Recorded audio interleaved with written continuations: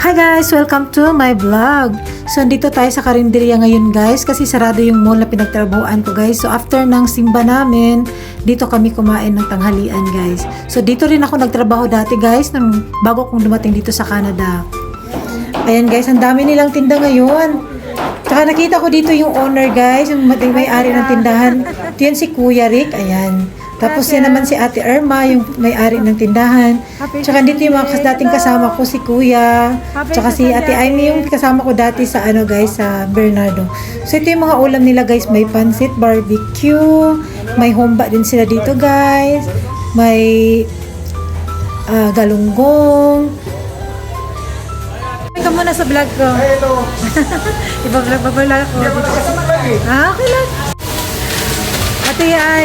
Ate Amy, say hi. Kuya mo. Hi, Ate Em. Hi, my vlog. Hello. So, yung mga kasama ko dito sa karinderya.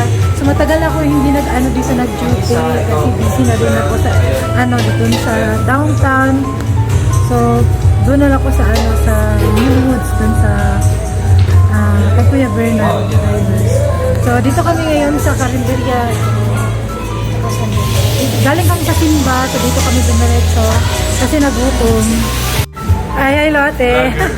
Ay. So dito kami kumain ngayon kasi sarado yung store namin.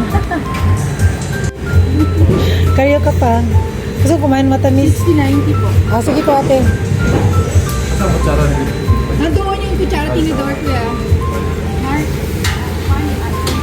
So ano pang hinahintay na? Kainan na! Bye-bye!